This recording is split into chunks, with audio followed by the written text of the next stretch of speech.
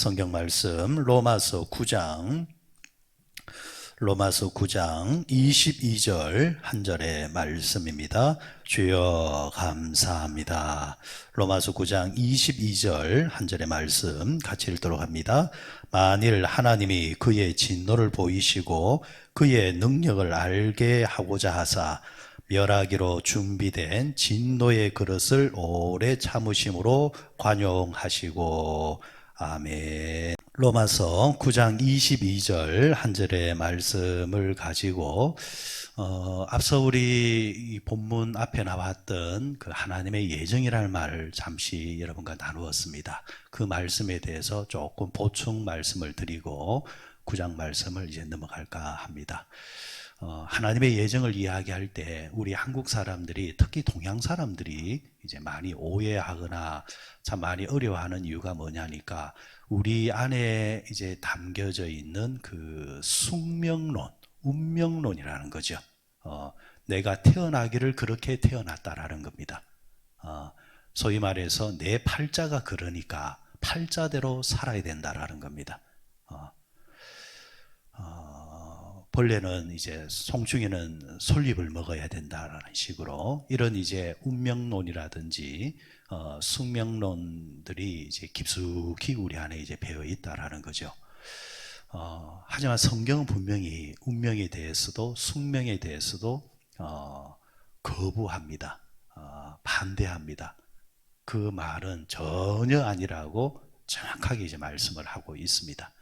그런데 성경 곳곳에서 하나님의 이 예정론이, 예정하심이 우리가 말하는 운명하고 숙명하고 자꾸 헷갈리게 하는 부분들이 간혹가다 한 번씩 나온단 말이에요. 예를 들면 오늘 본문 9장 22절 같은 경우도 그와 같습니다. 22절 다시 한번 보십시다. 만일 하나님이 그의 진노를 보이시고 그의 능력을 알게 하고자 하사 멸하기로 준비된 진노의 그릇을 이랬습니다.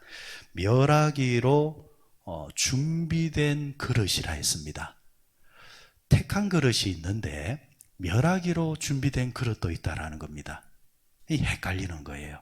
자, 그러면은 멸하기로 준비된 그릇이라고 한다면 간단하게 생각해 보면은 예수 그리스도를 십자가에 못 박도록 내주도록 가룟 유다는 이미 선택되어져 있었다라는 거죠.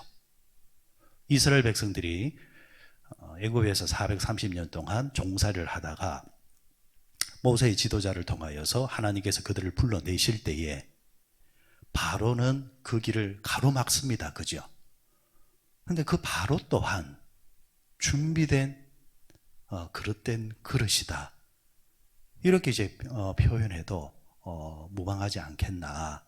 그래서 이런 이제 이 숙명론의 이제 문제를 가지고 논쟁이 많이 되었던 것이 사실입니다. 그런데 이 성경이라는 것이 참 이 간단한 말씀 같으면서도 그 깊이가 다르고 어쩔 때는 이 원어적인 그 배경을 알아야만 이 말이 도대체 뭘 말하려고 하는 건가라는 그 진위를 이제 볼 수 있습니다.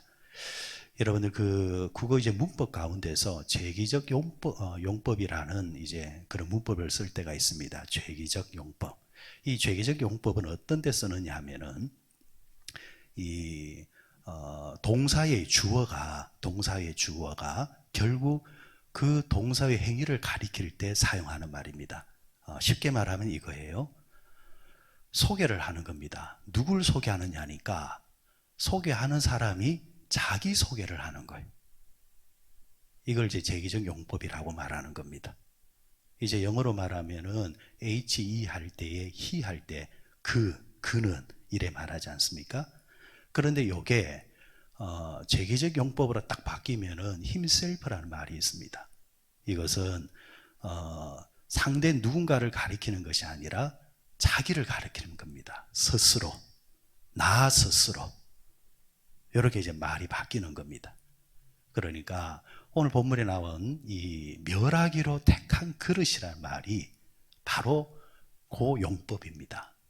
그러면은 이 말은 어떻게 둔갑을 하느냐 하면은 하나님께서 택하신 그릇을 준비해 놓았다는 것이 아니라 그릇 잘못된 행동을 하는 그 스스로가 그 길을 갔다라는 겁니다.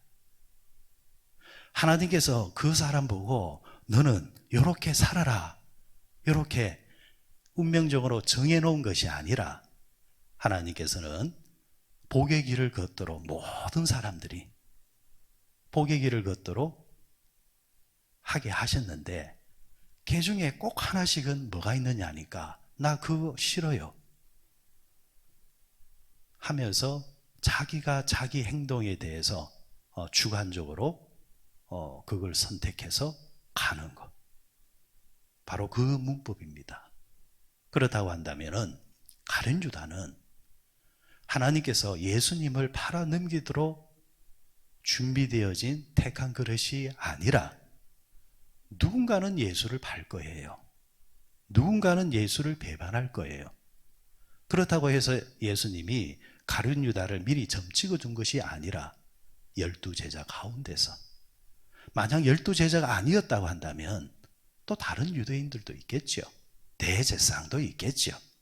그런데 가룟 유다가 스스로가 그 길을 선택하셨는데 그 선택된 길을 걸어갈 때에 예수님은 어떻게 하셨습니까? 만약에 그것이 운명이라고 한다면, 숙명이라 한다면 내버려 둬야죠. 그래, 니는 원래 그 길을 가야 될 사람이니까 그래, 고생 좀 하거라 하면서 욕먹더라도 잘 하거라 이렇게 응원해 줘야죠.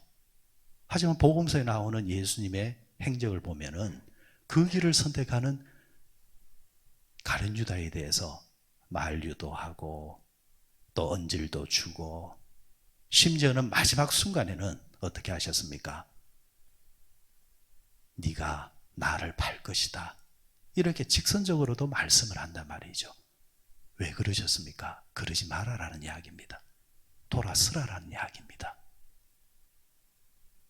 그렇다고 한다면 그 책임을 감히 하나님께 돌릴 수 있겠느냐라는 겁니다. 하나님께서는 우리에게 기계적 사랑과 기계적 신앙을 받기를 원하시는 분이 아닙니다. 하나님은 그냥 우리 동물적인 본능에 의해서 따라오기를 원하시는 분이 원하는 것이 아니라 그래서 우리에게는 다른 피조물과 다른 무엇을 주셨습니까? 자유의지를 주었단 말입니다. 혹자는 또 누가 이런 말을 해요. 왜 자유의지를 줘가지고 그런 능력을 줘가지고 죄짓게 만드냐? 하나님이 실수하신 것이 아니냐? 또 하나님께 잘못을 돌리려고 해요. 그런데 여러분 또 이렇게 생각해 보십시오. 여러분들은 여러분이 같이 살고 있는 가정에 아내와 남편이 그냥 기계적으로 본능적으로 그냥 위해주고 사랑해주기를 원합니까? 아니면은 그 인격에서 표현한 진심을 통하여서 사랑해주기를 원합니까?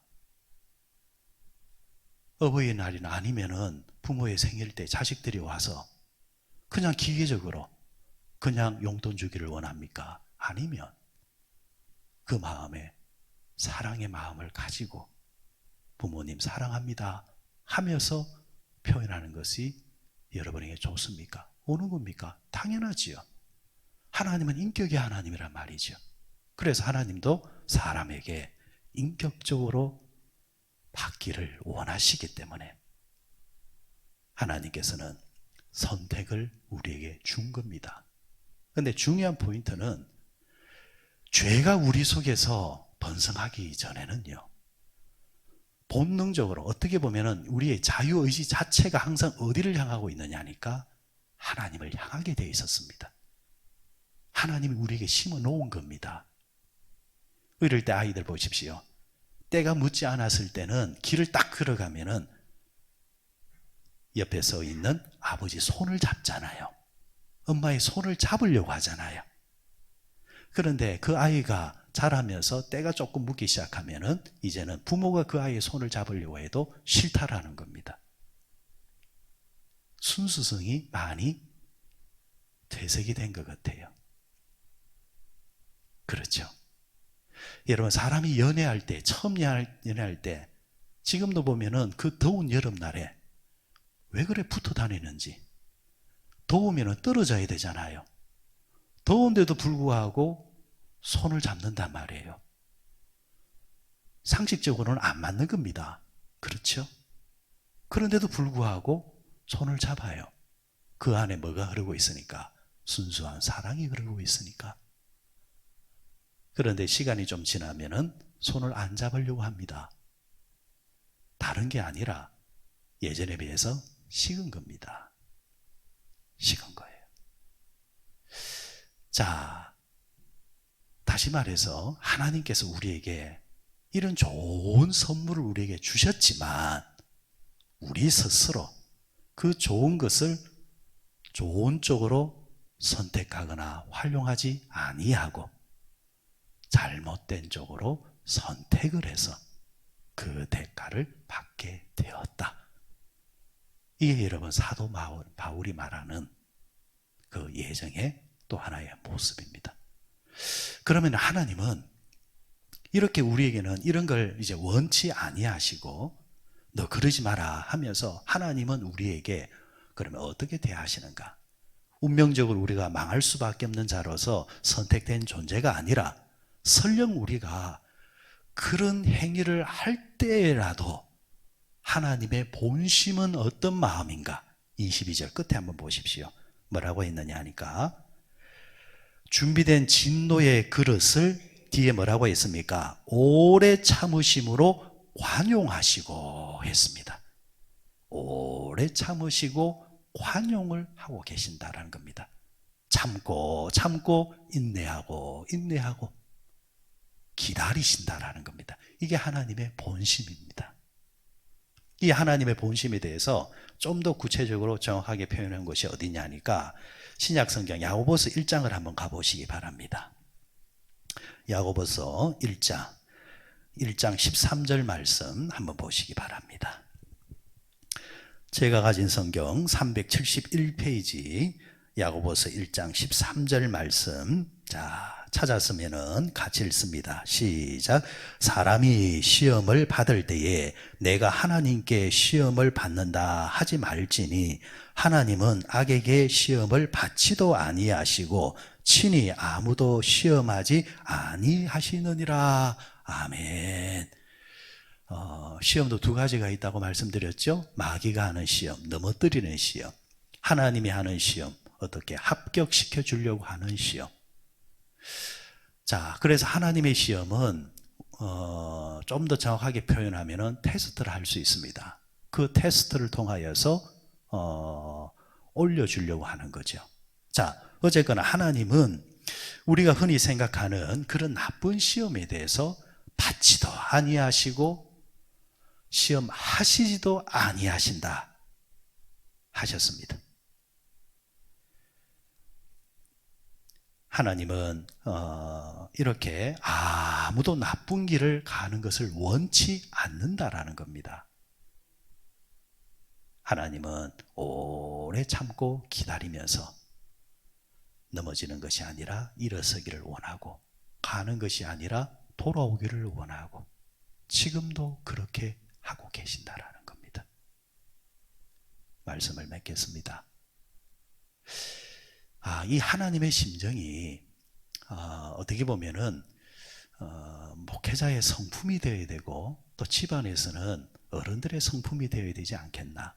그 어른은 누굴 말하겠습니까? 아버지와 어머니를 말하는 거겠죠. 목회자의 심정은 어떤 심정입니까?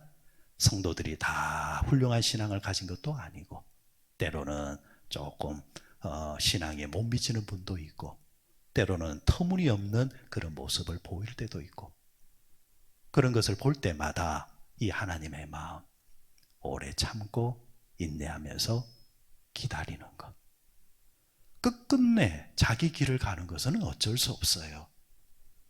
기계가 아니니까 짐승이 아니니까 사람이니까 그건 어쩌겠어요. 그러나 마지막 그 순간까지 참고 인내하면서 관용하면서 기다리고 있으면 또 그 중에는 돌아오는 자들이 의외로 있다라는 거죠. 가정도 마찬가지입니다. 부모들이 자식을 참고 기다리고 관용하면서 있을 때에 자식은 돌아갈 때라고는 부모가 없기 때문에 거기서 다시 회복되는 것을 이제 보게 되어집니다. 하나님의 마음은 그렇다라는 겁니다. 그럼 한마디로 이제 정의하면은 하나님의 예정은 우리 모두가 주 안에서 잘 되기를 원하고 바른 길을 가기를 원하시면서 지금도 기다리고 계신다라는 것. 그 예정 속에 오늘 우리가 있음을 믿고 그 하나님을 바라보면서 또 귀한 하루 살 수 있는 우리 모두 되시기를 바랍니다.